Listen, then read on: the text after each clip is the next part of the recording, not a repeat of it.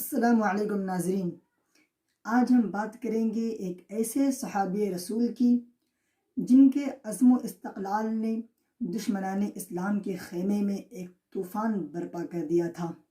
خطروں سے کھیلنا جن کا پسندیدہ مشغلہ تھا، جو بظاہر نہایت ہی دبلے پتلے اور قلیل الرحم تھے، مگر انہوں نے ایک ہی جنگ میں 100 سے زائد مشرکین کو جہنم پہنچا دیا تھا۔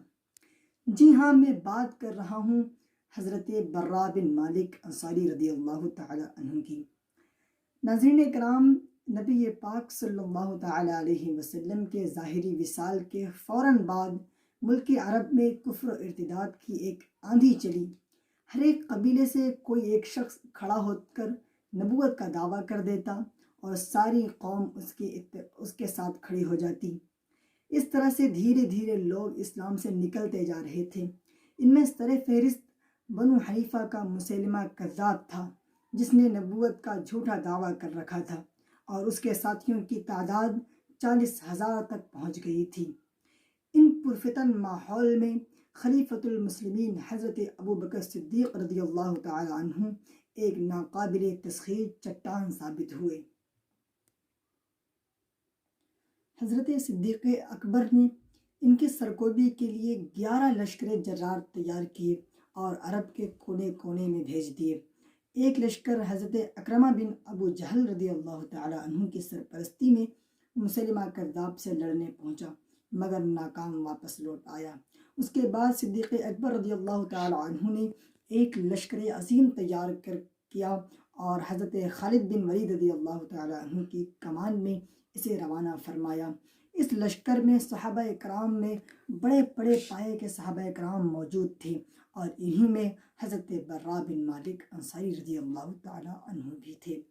ناظرین کرام، یمامہ کے مقام پر دونوں فوجیں آپس میں روبرو ہوئی۔ مسلمانوں کی تعداد کم ہونے کی وجہ سے ان کا پلہ ہلکا ہونے لگا اور مسلمان پسپائی اختیار کرنے لگے۔ مسلمانوں کے سپہ سالار حضرت خالد بن ولید رضی اللہ تعالی عنہ نے جنگ کی صورتحال کا جائزہ لیا تو آپ کو یہ یقین ہو گیا کہ اگر آج ہم اس جنگ میں ہار گئے تو روئے زمین پر کوئی بھی خدا کی پرستش کرنے والا نہ بچے گا۔ لہٰذا آپ فوراً لوٹے اور آپ نے اپنی فوج کو دوبارہ منظم کیا۔ پھر گھمسان کی جنگ شروع ہو گئی۔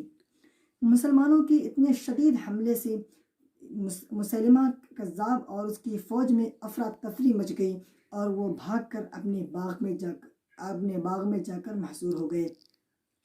یہ وہی باغ ہے جسے تاریخ میں حدیقۃ الموت یعنی موت کا باغ کہا جاتا ہے۔ مسیلمہ کے ساتھیوں نے اس باغ کے دروازے بند کر لیے اور اوپر سے مورچے بنا کر تیروں کی بارش کرنے لگے۔ معزز ناظرین، اس جنگ میں تمام صحابہ کرام نے اپنی اپنی جرت اور ہمت کے انمول جوہر دکھائے، مگر جو کارنامہ حضرت برا بن مالک رضی اللہ تعالی عنہ نے انجام دیا وہ ناقابل فراموش ہے۔ حضرت برا بن مالک رضی اللہ تعالی عنہ نے جنگ کی یہ حالت دیکھی تو آپ کہنے لگ گئے، اے لوگوں، مجھے ڈھال پر بٹھا کر باغ کے قریب پھینک دو تاکہ میں اللہ کی راہ میں شہید ہو جاؤں یا تمہارے لیے فتح کا دروازہ کھول سکوں۔ آپ نہایت دبلے پتلے تھے، لہٰذا آپ فوراً ڈھال پر بیٹھ گئے اور 10 آدمیوں نے مل کر آپ کو نیزے کی مدد سے باغ میں پھینک دیا۔ آپ ان پر بجلی کی طرح نازل ہوئے اور لڑتے لڑتے بہت ہی پھرتی کے ساتھ 10 لوگوں کو قتل کر دیا اور بہت ہی پھرتی کے ساتھ دروازہ کھول دیا۔ دروازے کا کھلنا تھا کہ لشکر اسلام ایک طوفان بن کر اندر آیا اور مسیلمہ کذاب کے 20,000 ساتھیوں کا صفایا کر دیا، ساتھ ہی مسیلمہ کذاب کو بھی ڈھونڈ کر ختم کر دیا۔ اس طرح سے روئے زمین سے ایک مدعی نبوت اور اس کے ساتھیوں کا خاتمہ ہو گیا۔